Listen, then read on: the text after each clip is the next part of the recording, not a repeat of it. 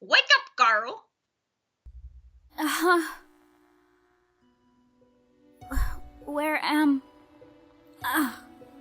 my head. You what? Oh, this lady. You have some nerve sleeping in front of my shop. Leave before a customer sees you. I was in my room. How am I... here? Did you not hear what I said, you filthy child? Filthy! You would speak to your crown princess in such a manner? If you're the crown princess, then I'm the queen. You must have been knocked on the head quite hard to have such grand delusions. I'm not delusional. I am Riella Breton, blood daughter of King Gennaro Breton III and Crown Princess of Angiel. Right. The king never had a daughter with that witch. Is she referring to Mother? Which? Don't pretend to be stupid, girl. I can only stare at her, puzzled. Our good king only has stepchildren, Princess Emmeline and Prince Rod. And you are most definitely neither of them. What? Now get gone before you go spouting your crazy gibberish at my customers and scare them away. With a huff, she leaves me to my own rapidly turning thoughts. I quickly realize that I am wearing tattered clothes, and that I do not even have shoes on. No! No, no! This cannot be happening. Something shines against my chest and I reach up to grab it. This is... It all floods back. Delora being a witch. Cinderella's glass slipper. This is not a dream. Delora gave me the fairy tale curse. My hands begin to tremble. I must return to the palace to speak with the king. Let me in. Sorry, girl, but this place is off limits to uninvited guests. You do not understand. I am Crown Princess Riella Breton. I must speak with my father. As loath as I am to call him that, I have to. No one will believe me if I'm addressing him by title. You best leave now, nice and quiet, before we have to force you. If you would only... Make way for the king! The gates swing open, and 3 horses trot out. Soldiers ride 2 of the horses, while the last horse has a different, familiar rider. Father! I immediately move to block the horse. I immediately move to block the path of his horse. The soldiers move to hold me back.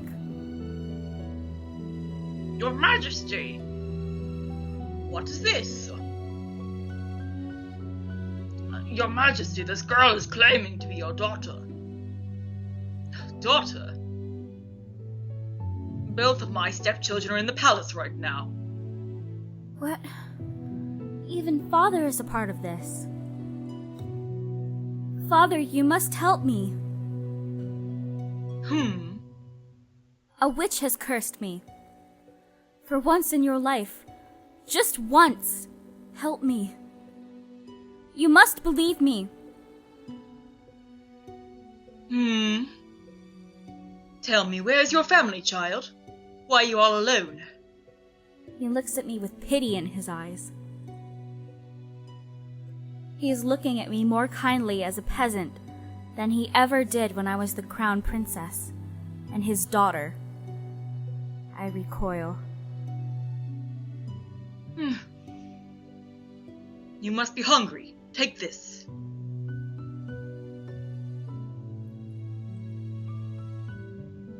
This should feed you and your family for a day or 2. Kingdom offers work opportunities to those who need them. Please let your parents know. I do not want your pity. Father!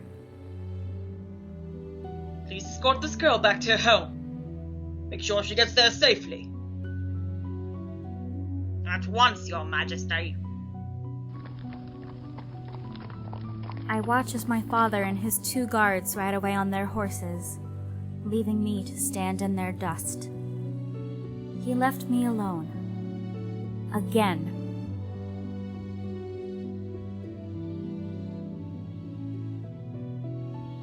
Where is your home, girl? There's nowhere left for me to go. Father has forgotten me. Father has forgotten me. Leave me. Now look here, our orders were to... Leave me alone.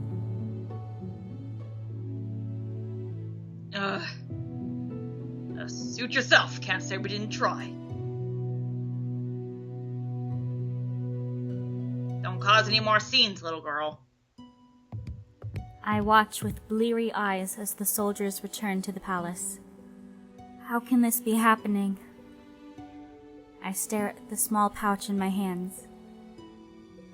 I do not know what hurts more. The fact that I've been unceremoniously paraded away from my home like I'm nothing more than a piece of garbage. Or the fact that my own father does not recognize me. Oh, look at that girl's hideous dress! How difficult it is to be poor.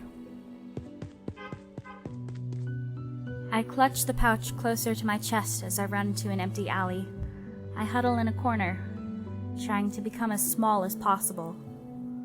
I squeeze my eyes shut, hoping that when I open them next, everything will be back to normal. A dream? No matter what happens, you must not leave the palace. Why?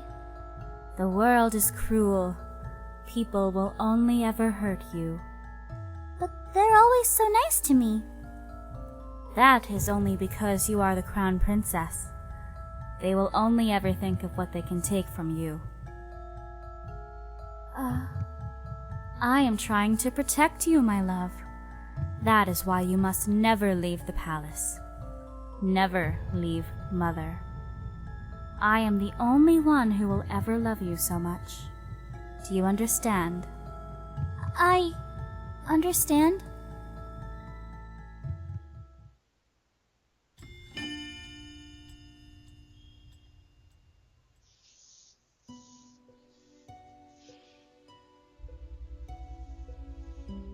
I think I know what happened to make her so bitchy. Think Mom was not a good mom. Probably not. When I open my eyes, I'm still on the streets. I must have fallen asleep, but the nightmare continues. I am cold in my rags. I hold myself for warmth, willing some of the cold away, but fail. My feet are numb and in pain, caked in a dirt that I have gathered from walking barefoot around town. Well, there's a frightful sight. Beggar probably thought she could try her luck with the nobility that live around here. Oh, just look at how ragged she looks.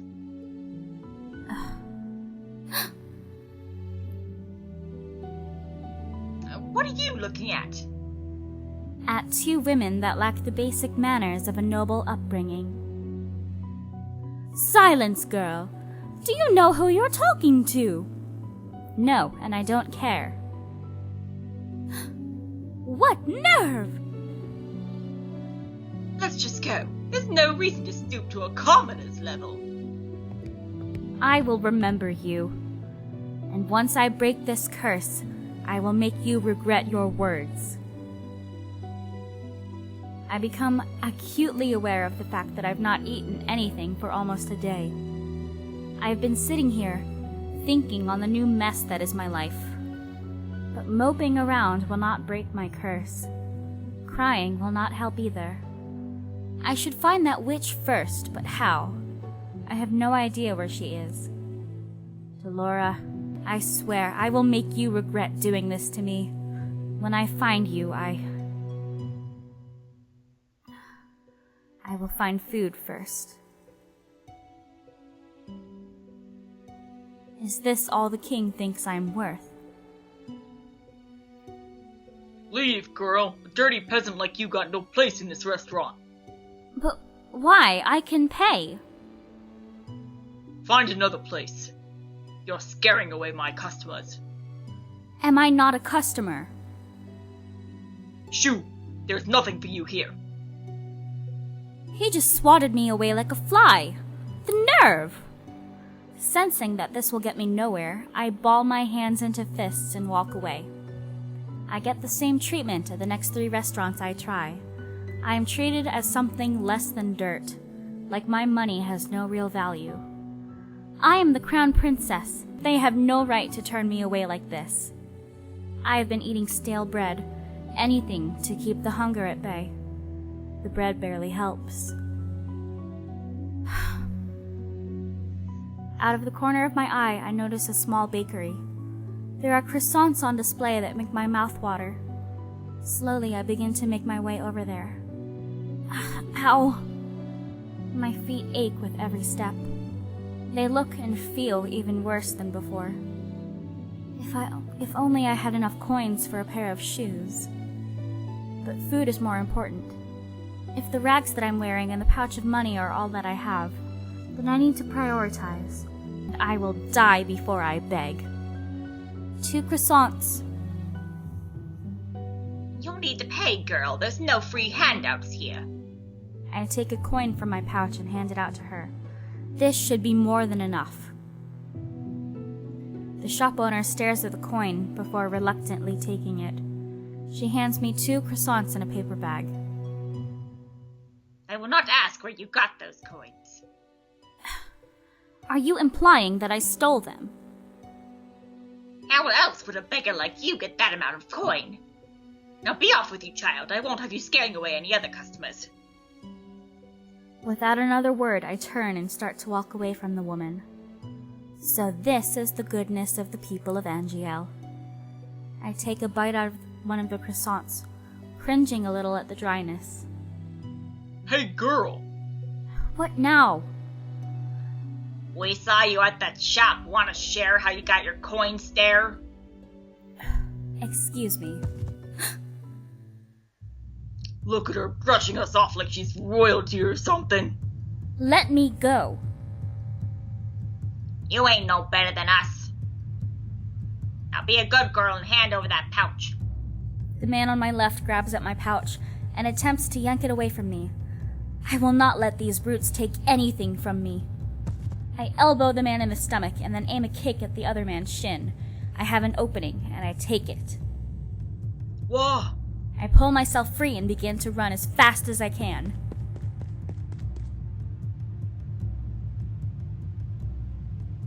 Hey! Where do I go? I'm not familiar with the streets at all. It's highly likely I'm just going to hit a dead end. Where should I go? Oh, God. Itty bitty bitty bo. I thought, how is this gonna matter? It's arbitrary. Left? Okay. I cannot let the pain in my feet or my exhaustion stop me. If I stop now, they'll definitely catch me, and taking my coins might not be the worst they do. A dead end. No, we'll have to run now, girl. What do I do? Oh, who are you, gentlemen? Oh, wait, that's a different man. Oh, who are you, gentlemen? This is definitely not how you treat a lady. Huh? Who's there? A shadow looms above us. Before I can blink, a person has jumped down in front of me. His body acts as a barrier between the 2 men and me. Ooh. Who are you? Oh, me? Just a passing gentleman concerned about a damsel in distress. He turns to the men, his expression calm, his eyes flashing dangerously. Now, shall I teach you gentlemen a lesson? He's got a sword! What? Come here, you coward. The 2 of us can take him. I think your friend is the right idea. I'm not the type to show mercy. This is way too much trouble for a little gold. Are you all right, my lady? Oh, it's Waltz! You found her. The boy from yesterday. A little slow, aren't you, kid? Don't call me that. Like, that's not even his voice. Don't call me that. Don't, fuck. I hate all these voices. They're so similar. Don't call me that. These two know each other? I don't even know what's going on anymore. I feel ill. My head is pounding and my feet feel simultaneously like they're frozen and on fire. My stomach rumbles, the hunger coming back with vengeance. My body feels light. Princess, they recognize me. They recognize us. But why? I don't know. Lady Parfait will be able to help her. You're right. We need to move now before anyone else sees us. Yeah. Oh, you have made the right choice. I don't care. For a particular love interest. Each color corresponds to a certain love interest. They also appear belatedly after you make a choice, so keep your eyes and ears open. Hang in there, princess. Everything's fading. A dream? What is that in your hands, Elion? It was hurt. I just wanted to help it, but it died. It's all my fault. It is not your fault, my love. It died because it was weak. But This is the world, Elion. Only the strong survive. The weak get cast aside to die. You are not weak. You are strong, my crown princess, and you do not cry. Now wipe your tears. I don't want to see you cry again. Do you understand? yes. Now get rid of that thing and wash your hands. Did you not hear me, child? Yes, Mother.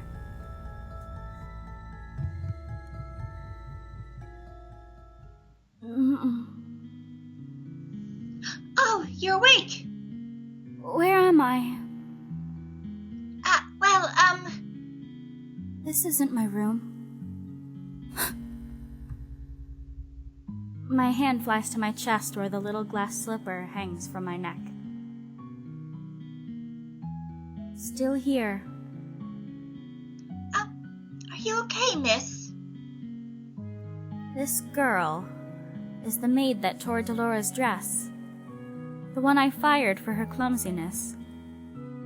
Miss? To think that I would meet her again here, like this.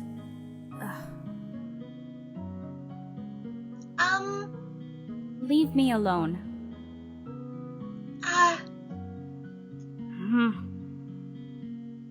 Right, of course. Here's some salve I made for you. It'll help with the pain.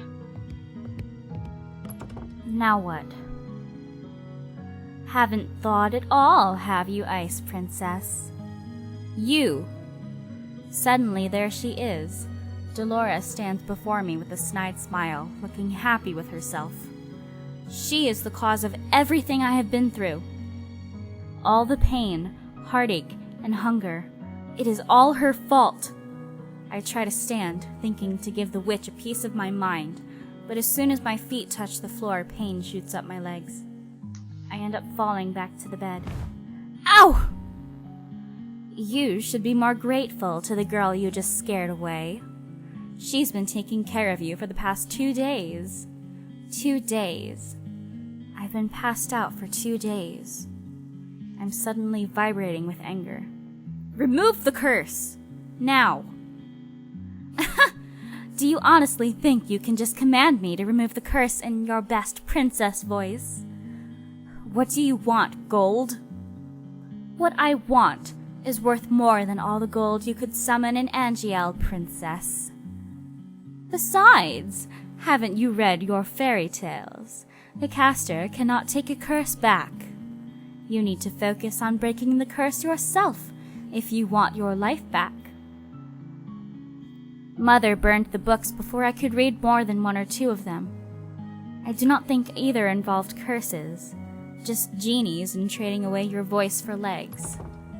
Oh my. It's good that you're awake, Princess. Parfait, should you really be up and about? Don't fuss. I'm feeling much better. Are you a witch as well? Oh no, my name is Parfait, and I am a fairy.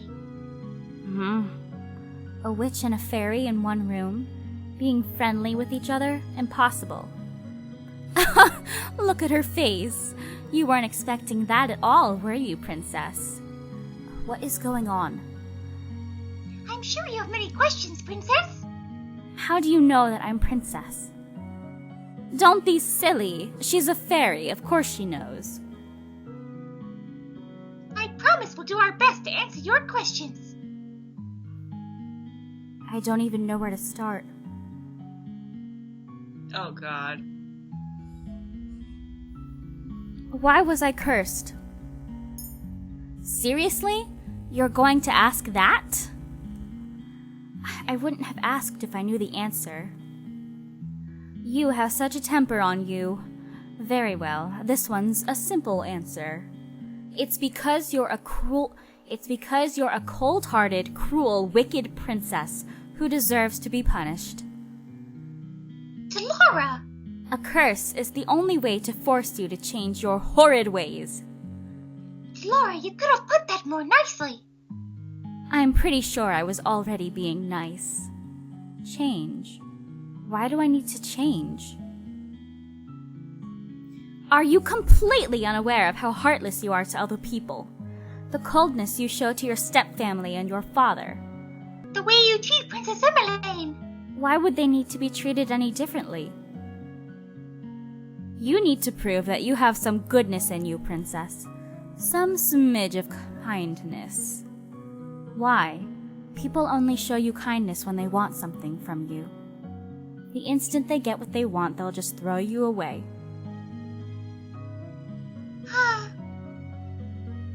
What else would you like to know?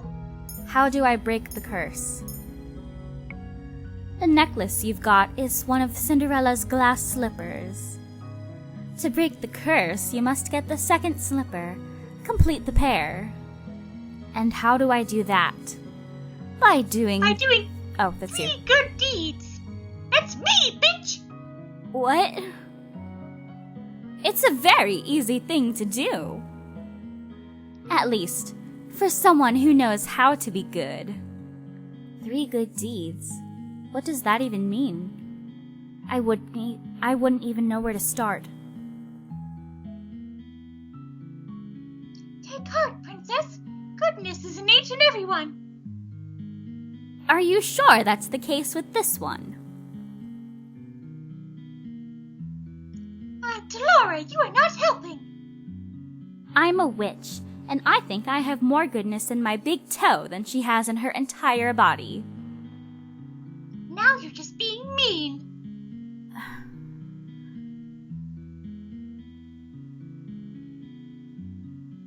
For every good deed you accomplish, you will get a piece of the glass slipper. When you've gotten all 3, you'll complete the pair and the curse will break. Simple. I suggest you start by polishing that attitude of yours.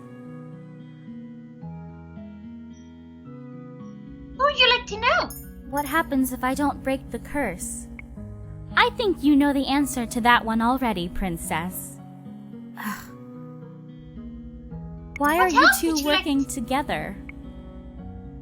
To answer that, we'll have to give you a bit of history lesson. Oh, I've got this. Once upon a time in a kingdom far, far away, there were 2 crystals. Dramatic aside, there is one crystal in the kingdom called the Crystallum Lucis. It is powered by happiness and love. The other is the Crystallum Tenebrarum, powered by fear and anger. The strongest of the witches is the Tenebrarum bearer. The strongest of the fairies is the Lucis bearer. Parfait is the Lucis bearer. I take in Parfait's frail and sickly appearance. She is the strongest fairy. The Great War greatly damaged me. My powers are a fraction of what they used to be. And with no child, I have no successor to my burden. What does a bearer do? The bearers regulate the energy of the crystals and keep the balance between darkness and light. For centuries, the fairies and the witches lived in harmony with the humans of the kingdom. Until a certain human decided to be a pest. Who was he? I knew him as Hans Gabriel Grimm. He wrote the fairy tales. And he started the feud between the witches and the fairies in the process. How could a single person have so much power? It was the power of his words. In Grimm's stories, the witches were always evil. The humans naturally grew to fear and hate them. They began to hunt them. Didn't the witches fight back? We aren't allowed to use our powers to cause harm. But that all changed when the Tenebrarum bearer decided revenge was more important than our promise. The witches took over the kingdom. They created the fairy tale curse to spread even more sadness and anger and fill the human heart with negative emotions. All to fuel the power of the Tenebrarum. The delicate balance of harmony between the crystals was broken. The witches in the Tenebrarum grew far stronger than they were ever meant to be. We had no choice but to fight. And then the Great War happened. The Tenebrarum bearer was eventually defeated. The Great War was ended with the help of an unexpected ally, but many lives were lost. The good witches suffered horribly. We still have to stay hidden in hopes of having any kind of peace. Are you trying to make me believe that there are good witches? The Tenebrarum can poison a heart and mind into darkness and cruelty. The witches put themselves at risk in working with the Tenebrarum in maintaining harmony. Some inevitably got corrupted. Many good witches were corrupted during the war. Most remain that way.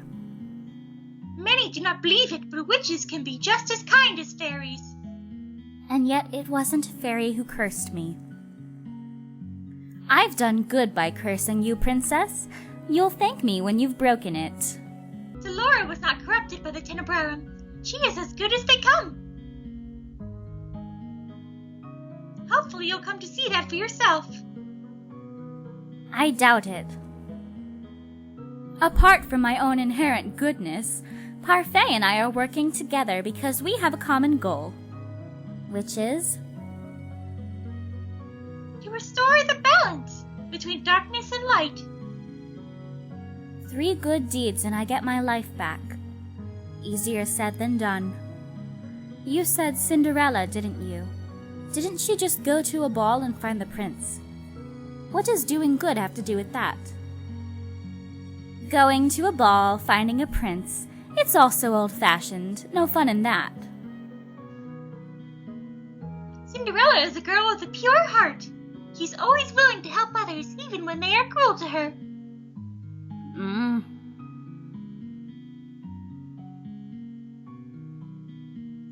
Anyway, I have brought some clothes for you. I'll leave them on the table. We'll be waiting outside. There are some people I'd like you to meet.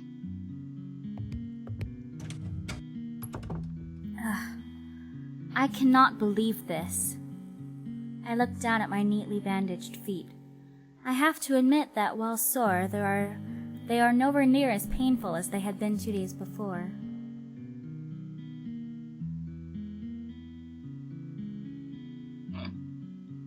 Oh, here's some salve. What the fuck was her voice? Here's some salve that I made for you. It'll help with the pain. Why would she even care? I was the reason she lost her job at the palace. Oh.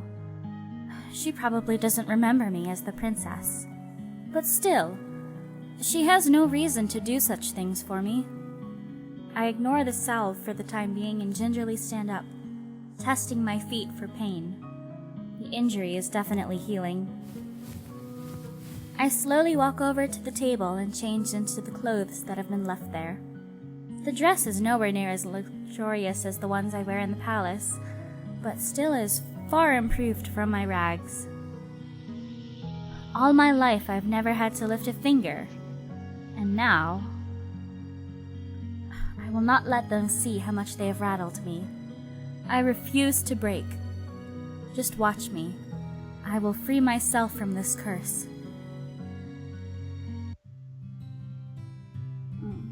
What is this place? There are several people in the room chatting amiably with each other. I noticed the girl that left me the salve by the counter, serving drinks. But as soon as the people in the room notice me, the room falls into immediate silence.